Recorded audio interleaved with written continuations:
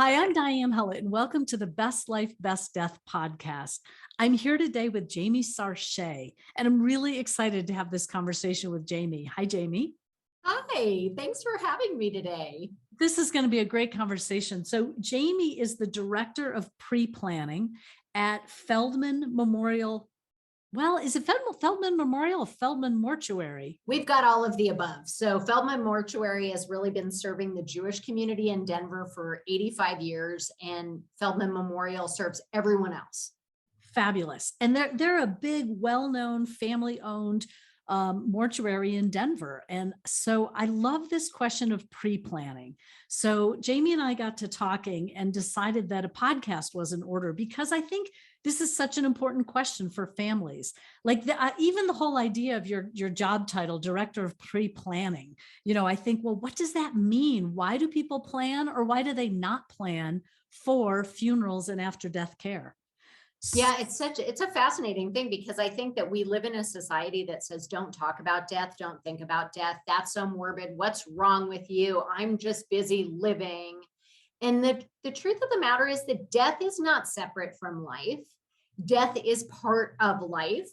And by embracing that fact, we can, number one, live a lot more fully, but also we can give a gift to ourselves, knowing those plans are in place and knowing that our loved ones will have a path to walk on when they need it the very most. That's the thing I'm always struck by. When people have died and they haven't conveyed what they want, it's almost like the family's left holding the bag. Like they have to decide at a time when they're already grieving and kind of over the top. Then they've got all these decisions to make. And they're like, well, did mom want to be buried? Did mom want to be cremated? I don't even know. And So one kid says mom wanted to be buried. The other kid says mom wanted to be cremated. And right. then they never speak again because it's the worst time of their life. It brings up all the things of who mom loved best. Right. And it's such an easy way to blow up a family when there aren't plans. Such an easy way for fractures to occur. Yeah. So true. That's so interesting. So when you talk to somebody about pre-planning, are you typically talking to the person who either is getting older or feel that they have a terminal illness? Is that the person who does the pre-planning, or is this also about families? It just depends. It really depends on what's best for somebody. And I would say the average age of people that I work with is about 67. I would like to see it be younger. I did my own plans when I was 42. But at 67, my client is typically healthy. They are just smart. They understand the reality of mortality. And they're typically somebody who is more worried about caring for their loved ones than the worry about, if I think about this, then that means I'm going to die. Right. I don't know if this is true for you, Diane, but like for me, I don't worry about my own death per se. What I do worry about is how will my family be when I'm not here to be in control of all the issues. Right. And this planning ahead, getting the funeral or memorial service or whatever it's going to be planned and paid for, that's my way of being able to take care of them when I am not physically present to do it. And the other point about doing it way younger, number one, we have no idea when we're going to need it. But number two, we're able to save thousands and thousands of dollars by doing it early and by funding it with an insurance product, and it allows us to pay over time if that's what we need to do. And that allows us to avoid the 7 to 10% of inflation that happens every year. That means this doubles every 7 to 10 years. Wow. And it makes so much sense. I think people don't realize how much sense it makes. And I think people don't necessarily realize how much it costs. I mean, yes, and we don't have to get into specifics because I'm sure that ranges from place to place and region to region, but it's expensive to take care of after death expenses. Yes. Even if you just do fire cremation, which has its own expense from an environmental perspective and from a kindness and compassion perspective, it's still, going to be $3,000. Right. Just like that. Just that. And that's no ritual for your family. That's not getting anybody together. That's just, there's a dead body. I got to get rid of the dead body. Right, right. Talk a little about the ritual piece, because I think that's also, I sometimes have, in my best 3 months classes, we go over kind of what would you like to have happen after your death? And there's always someone who says, oh, I don't want anybody to make a fuss. It's no big deal. I'll be dead. I won't care. What's your response to that? Yeah, I agree. You'll be dead. You won't care. It isn't about you. Right, right. It really is about giving the people who love you a communal event. Oh, I love And, that phrase, a communal event around the and death. having community around death is so vital, because what happens is there's grief and there's mourning. And Mm, grief is that internal feeling. Mourning is the ability to externalize it. And if we don't have any communal events, there is no ability to externalize it. And so it's stuck inside of us. And that's not healthy. And right. that's not good. And those people who say, I don't want to make a fuss, okay, I understand that for you, for the dead person. Right. But do your family members deserve something? And ritual is so important. Ritual has a lot to do with religion. Religion has a lot of ritual, but ritual is important on its own. Mhm. And, just like if you go to somebody's birthday party and there is no cake, it's a problem. Or if you go, let's say this is a question I like to ask people. Why do we have caps and gowns at a graduation? Do you know why, Diane? I do not. What is that ritual from? I have no idea, but Interesting. that's what we do. Right. And we know that that's what that signifies. And there's That's something right. about a funeral and a communal or community gathering that signifies this transition. That's exactly right. We need the context, because the context helps us to know how to feel. uh-huh. And that's the other thing that I think about when people want to just have a celebration of life or a party or whatever. Have a party when you can go. Mhm. Allow people to feel what they feel when they're in that situation. And that doesn't mean that people can't laugh. Of course they can. Right. But when people go to a quote celebration of life Right. and they don't feel celebratory, Right. they think they're doing it wrong. Right. Right. There's something about making space for the morning that's really, really huge, and making Yes. space for even at the moment of death. A friend just sent me a beautiful quote today that was from a Canadian death doula named Sarah Kerr. And she says, when somebody dies, sit at the bedside and just be present to the experience in the room. She says, what's happening for you? What might be happening for them? Pausing gives your soul a chance to adjust, because no matter how prepared we are, death is still a shock. So give yourself 5 minutes or 10 minutes or 15 minutes. You'll never get that time back. And after that, do the smallest thing you can. Call the one person who needs to be called, but stay with the experience, because that won't come again. So I think about that like on this microcosm of right when the death occurs, if however that is, in the home or in a hospice situation or a hospital, how do you just be with that sacred moment?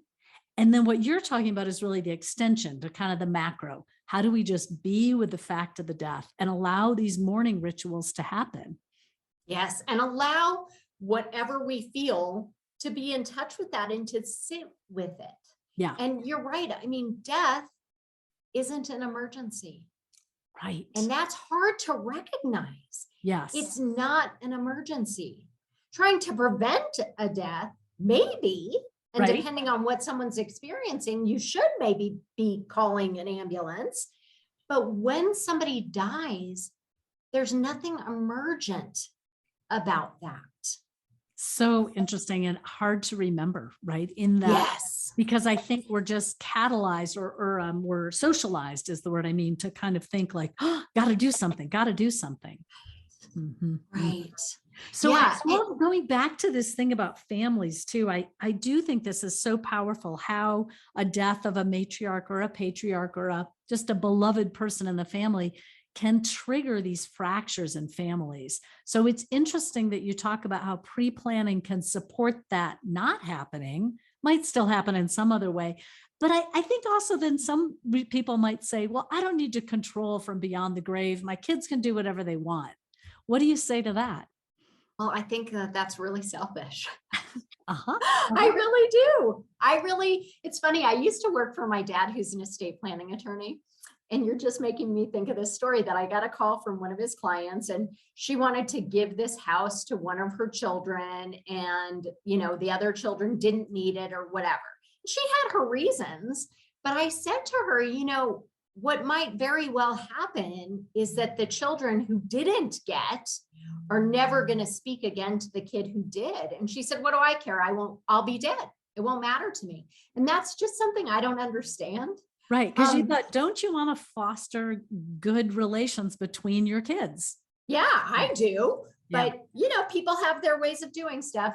So what I would say is giving your kids a path to walk on when they can't think. There are 120 decisions that need to be made and pieces of information that need to be provided. Wow. Why not just get that done? And the other piece is that almost every funeral home in the country is going to make your kids pay before they can have whatever the service looks like. And, even in a fire cremation scenario, that's $3,000 at the cheap end. That's still a lot of money for people. Why not just have this all taken care of? You're going to need it. And it's interesting to me because, people get life insurance or they get homeowners insurance, car insurance. You hope you're never going to need those kinds of insurance. The stuff I'm talking about, you are absolutely going to need. It's a certainty. Absolutely. It's a certainty. Yeah. That's right. So just get it.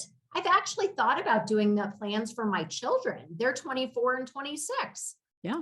Why not? Find out what they're interested. When you say there's 120 pieces of information, can you give us like a snippet of what are some of those? So for the death certificate, it's going to be somebody's full name, including their maiden name if they change their name upon marriage, their birth date, the place of their birth, their job, how much education they have, what their parents' names are. Those kinds of identifying information. Then if there's going to be a newspaper notice, there's all of that. You're going to choose what kind of disposition. Is it going to be fire cremation, water cremation, body composting, burial? Where's that going to be? What kind of clergy person, if there is a clergy person, where is any kind of service going to be? Should there be a limousine? Do we want flowers? What's the casket going to look like? See, I'm sure it's circuiting already and going, right. Too many decisions. I won't do it. I can't. That's right.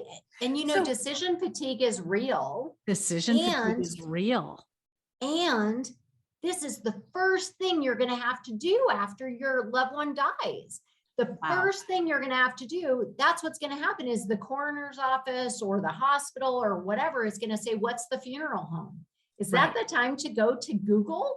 Right. And be like, which funeral home? We have a search. So you work with people at any stage of life, and you kind of have this official position. Is that pretty typical that there are directors of pre-planning? If I live in a rural Virginia town, how do I go about starting to pre-plan? Yeah, most funeral homes are going to have somebody like me. Although I will say I do it very differently, and I am very committed to using only a family-owned funeral home. Most funeral homes in the nation are owned by one or two huge conglomerates. Wow, how do you even find that out? Yeah, that's a good question. I would call and ask, are you family owned? Yeah, interesting. And that's really important because these huge conglomerates are going to, number one, have packages of things that you might not want or need. And they have shareholders that they are beholden to. When you use a family-owned funeral home, they're only beholden to the families they serve. And so that's important too. The other piece is that I think it's really important to look at how the money is going to be held if you're going to pay ahead of time. In a lot of the country, you could, the money could be put into a trust held by the funeral home. That's maybe not the best way, because if the funeral home goes out of business, there goes your money. So I am really a big believer in using a funeral home that also uses an insurance policy that is separate, that the insurance policy would be assigned to the funeral home, but they don't own it, that the consumer owns it. That's a good way to protect you. If the funeral home goes out of business, your money is still available. Interesting. Yeah, so there are a lot of things to think about in how to do this, but I am a huge believer in this. As I said, I did my own plans when I was 42. My husband has plans. My in-laws have plans. My mother has plans. Lots of people say to me, if you could sell anything, and that's just not true. I sell this because I believe in this. I think this is really important. Well, you've seen this in action. I mean, you've seen the difference that it Yes. makes for a family. Both, I can believe, even though there's a lot of resistance to actually doing it, I can imagine that when you move through that resistance, there's also a sense of freedom and a sense of relief and a Yes. sense of, making space for mourning for your children and loved ones when you're gone. If you have children or beloved friends, whoever it is, you've made space for them to mourn rather than these 120 details. And that seems like the real gift. You're freeing people up to, to feel what's happening rather than just hang out in the logistics. And I think that's a huge gift. You've got it exactly right. It gives them a healthy and healing bereavement, whatever that's going to look like. It's going to allow them to process their loss and start creating the new normal. You've got it exactly right. That's beautiful. How do we process the loss and create a new normal? And I love your metaphor of laying out a pathway for your loved ones. That's at a time when the pathway is pretty hard to see and pretty foggy and pretty dark. Yes. Thank you so much, Jamie. This is so interesting to me. And I love, like you said, it's not, it's like there's a passion behind what you do that has to do with what you've seen happen for families and the difference it can make. So we'll see. I hope this inspires someone to take a closer look at it. And I think the piece around decision fatigue, like the thing that will get you through decision fatigue, is the knowledge of what it can feel like to you and to your family and friends to have pre-planned, that there could be a real difference in the actual experience of death and grief. Yes. And what I really see with my clients is they might come in sort of scared, but at the end of the meeting, they invariably lean back in their chair and then they go, oh, that was so much easier than I thought. When it's not an emergency, it's not hard. It's not hard, right? And I think it's fascinating too. I think that most people do know what they want. They often haven't articulated it and written it down and spoken it out loud, but in the back of their minds, they kind of know. We have to do another podcast sometime, because the whole thing you mentioned about aqua cremation and burial and green burial and fire cremation, I mean, there are so many new options. So that's a whole other conversation. I've been talking today with Jamie Sarche of feldmanmemorial.com. You can find out more about her there, her business, her work, her passion, and you can find out more about me at bestlifebestdeath.com. Thanks so much for joining me today, Jamie. Thank you. May we have inspired some pre-planning. Hope so.